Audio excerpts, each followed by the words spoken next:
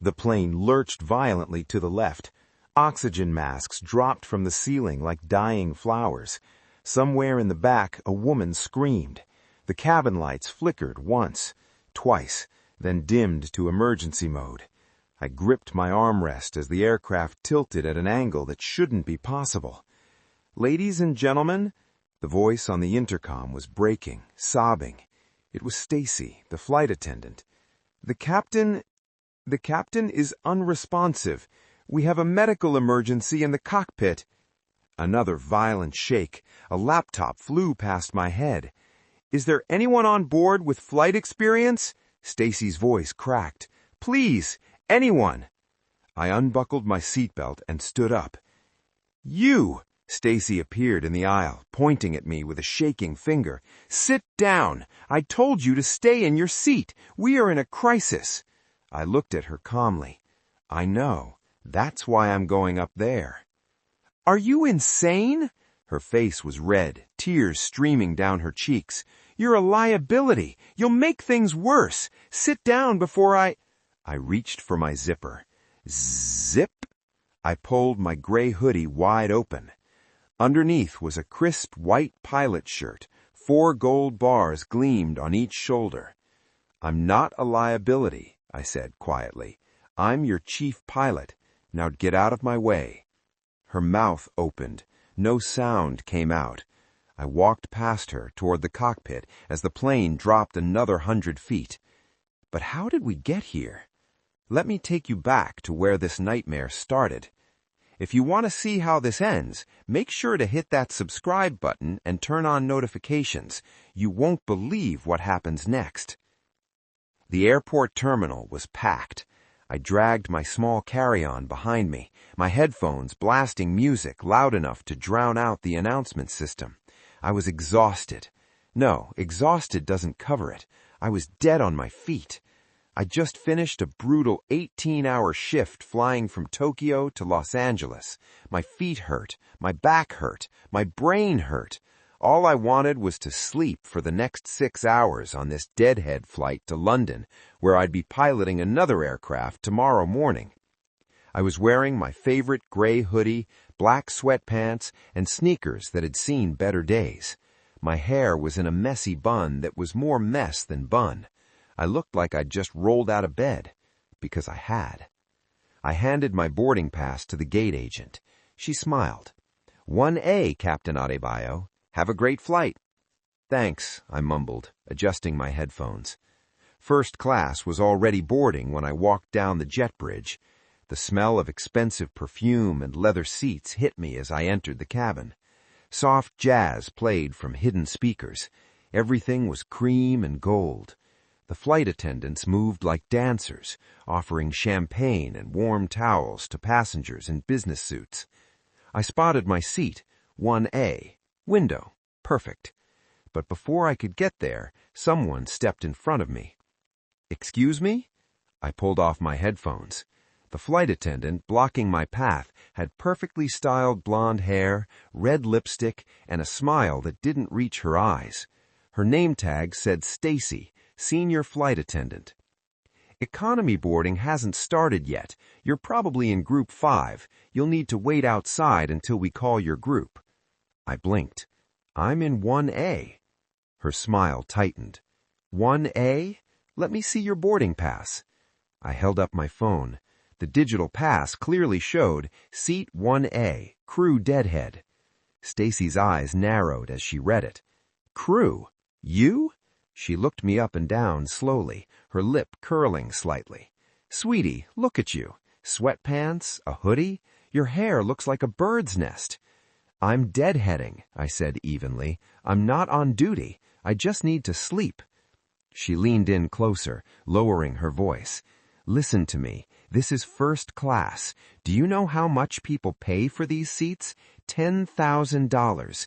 They pay that money to be surrounded by a certain caliber of person. We have standards here." "Are you saying I don't meet your standards?" "I'm saying you look like you got lost on your way to the Greyhound bus station." She crossed her arms.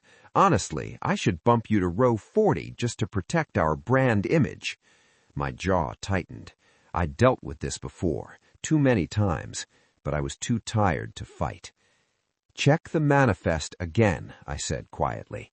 "If you move me, you violate Union crew rest protocols. Federal regulation says deadheading crew must have appropriate rest accommodations. If I don't rest in this seat, I can't legally fly my leg out of London tomorrow. Do you really want to explain a delayed international flight to operations?" Stacy's face flushed. She knew I was right, and she hated it. "Fine," she practically spat the word. "Sit, but put those headphones on and stay quiet. I don't want you disturbing the actual VIPs with your presence." She turned on her heel and walked away. I slid into 1A and closed my eyes. Across the aisle, a man in an expensive suit was watching.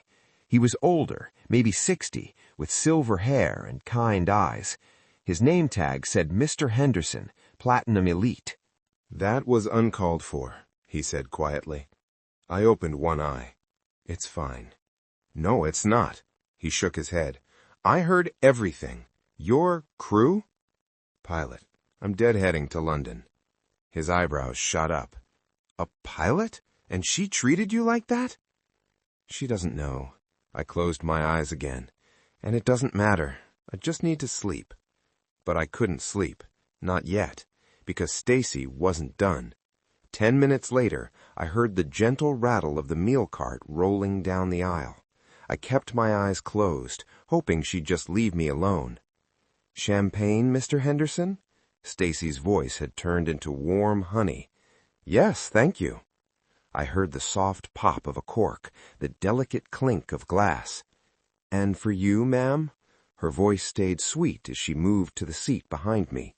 "We have a wonderful salmon or the beef tenderloin." "Salmon, please." I heard the rustle of packaging, the gentle scrape of a tray being set down. Silverware clinked against china. Then footsteps stopped right next to my seat. I felt her shadow fall over me. I opened my eyes. Stacy's smile had vanished. "We're out of meals in first class," she said flatly. I sat up. "What?" "We're out. You'll have to wait until we serve economy, maybe in an hour or two." Mr. Henderson's voice cut in sharply. "Wait, I just saw you load 3 extra meals in the galley." Stacy's face hardened. "Those are reserved for upgrades." "There are no upgrades on this flight," Mr. Henderson said firmly. "I checked the seat map. First class is half empty." "Sir, I don't appreciate you questioning my procedures. And I don't appreciate you lying." He set down his champagne. "Get this woman a meal, now." Stacy's face turned red, but she couldn't argue with a Platinum Elite member. She slammed a tray down in front of me. "Salmon." I didn't say thank you. Neither did she. An hour into the flight, I finally started to doze off. Then I felt someone shaking my shoulder. "Excuse me! Excuse me!" I opened my eyes. Stacy was standing over me, hands on her hips. "You need to move your bag." I looked at my small carry-on tucked neatly under the seat in front of me. "It's under the seat. It's sticking out. It's a safety hazard." "It's literally not." "Are you arguing with me?" Her voice got louder. "I am a senior flight attendant. When I tell you something is a safety issue, it is a safety issue. Move your bag to the overhead bin, now." Mr. Henderson leaned over. "Her bag is fine, Stacy. You're harassing her. Stay out of this, sir." "I will not stay out of this. You've been targeting this woman since she boarded." Stacy's face was bright red now. "This woman is being disruptive. No, you are being disruptive, and if you don't stop, I'm filing a formal complaint with the airline." Stacy opened her mouth, closed it, then stormed off to the galley. I heard her slam a cabinet. Mr. Henderson looked at me.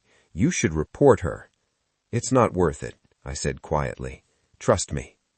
But a small part of me wondered, what would Stacy know if she knew who I really was? If you're enjoying this story, smash that like button and subscribe. The drama is about to get real. 2 hours into the flight, I was finally asleep. Then the plane lurched, hard. My eyes snapped open. The seatbelt sign dinged on. The cabin tilted slightly to the right, then leveled out. That wasn't normal turbulence. I pulled off my headphones and listened. The engine sounded fine. The airframe wasn't shaking, but something was wrong. I could feel it in my gut. You don't fly for 20 years without developing instincts. Then I heard it. Whoop whoop, pull up. Whoop whoop, pull up. That was the autopilot disconnect alarm. My heart started racing. Something was very, very wrong in the cockpit. I unbuckled my seatbelt and stood up. Stacy appeared from the galley. "Sit down! The seatbelt sign is on." "What's happening up front?" I asked. "None of your business. Sit down." But then her phone buzzed. She looked at the screen. Her face went white. "Oh my God," she whispered. She grabbed the intercom with shaking hands. "Ladies and gentlemen, please remain seated with your seatbelts fastened. We are experiencing some minor technical difficulties." Minor technical difficulties. That alarm was not minor. I walked toward the cockpit. "Hey!" Stacy grabbed my arm. "Where do you think you're going? Let go of me. You are not going to the cockpit." "Yes, I am." I pulled my arm free and pushed past her. The cockpit door was locked, but I knew the emergency code. Every pilot does. I punched it in. The door clicked open. Inside, it was chaos. The captain, a man in his 50s named Miller, was slumped over the controls. His face was gray. Sweat poured down his forehead. He was clutching his chest. The first officer, a young guy who couldn't be more than 28, was struggling with the yoke. His name tag said Brad. "Captain! Captain!" Brad was shaking Miller's shoulder. "Wake up! Please, wake up!" The plane banked hard left. Brad yanked the yoke right, overcorrecting. We tilted the other way. "Mayday! Mayday!" Brad was yelling into his headset. "Captain Miller is incapacitated, requesting immediate vectors to nearest airport." The radio crackled. "Copy Mayday. Nearest suitable airport is Washington Dulles. Be advised, severe weather reported. In the area. Crosswinds gusting at 45 knots. Visibility 1/4 mile. Ceiling 200 feet. Brad's face went white. 45 knots? Affirmative. Can you execute the approach? Brad's hands were shaking on the yoke. "I'm type-rated on this aircraft, but I'm a junior first officer. I've only got 300 hours. I've never landed in severe crosswinds without a captain. I can't hold the crab angle alone. If I mess this up, the wind will flip us over. I can't do this." The plane dropped. People screamed in the cabin. Brad was panicking. "I need help. Somebody help me." I stepped forward. "Brad?" He whipped around, eyes wild. "Who the hell are you?" "My name is Michelle Adebayo. I'm a senior captain with this airline. I'm also the chief pilot for the entire North Atlantic fleet. I'm type-rated on this aircraft with 4,000 hours, and I'm taking command of this flight. Do you understand?" Brad stared at me, at my hoodie, my sweatpants. You're a pilot?" "Yes." "You're deadheading?" "Yes." "Oh, thank God." Tears filled his eyes. "Please, I can't do this alone." I slid into the left seat. Miller was still slumped over, unconscious but breathing. I felt for a pulse. Weak, but there. "Stacy," I shouted toward the cabin. "Get the medical kit up here now. Captain Miller is having a heart attack." I turned to Brad. "What's our status?" "We're at 33,000 feet. Fuel is good for another 90 minutes, but the weather at Dulles is terrible. Winds across at 45 knots gusting to 50. I don't know if I can land this plane." "You don't have to," I said firmly. "I will. You're going to handle checklists and comms. I'll fly. We're going to work together, okay?" He nodded, still shaking. I grabbed the radio. "Dulles Tower, this is Flight 227. We have a new captain at the controls, Senior Captain Adebayo. I'm declaring an emergency and requesting priority vectors for ILS approach runway 1R. "Copy, Captain Adebayo. Vectors approved. Emergency equipment will be standing by." I turned to Brad. "Start the emergency descent checklist. We need to get down to 10,000 feet, then prep for approach." "Yes, Captain." Behind me, Stacy burst into the cockpit with the medical kit. She froze when she saw me in the captain's seat. Her voice was barely a whisper. "You're a pilot?" "Not now, Stacy. Get a doctor if there's one on board. Start CPR if Miller stops breathing. Go!" She stumbled backward, stunned. I didn't have time for her shock. I had a plane to land. You won't believe what happens next. Keep watching, and don't forget to like and subscribe. The plane shook violently as we descended through the storm. Rain hammered the windshield. Lightning flashed to our left. The wind was hitting us from every direction. "Flaps 15, I called out. Brad moved the lever. "Flaps 15, set. Gear down. Gear down, 3 green. The gear locked into place with a heavy thunk. I could see the runway now, barely visible through the rain. It looked like a thin gray line in the darkness. The wind was pushing us sideways. I adjusted the rudder, holding the nose pointed at the center line while the aircraft drifted. This was called a crab angle. You had to hold it all the way to touchdown, then kick the rudder at the last second to straighten out. It was one of the hardest maneuvers in aviation, and I'd done it 1,000 times. 200 feet, Brad called out. The plane bounced in the wind. 100 feet. I could see the runway lights now. 50 feet. I held the crab. Held it. 30 feet. Now! I kicked the right rudder hard. The nose swung left, lining up with the center line. The main gear touched down with a screech. I deployed the thrust reversers. The engines roared. We slowed, and stopped. Brad let out a breath he'd been holding for 5 minutes. "We're down." I nodded. "We're down." Behind us, the cabin erupted in applause.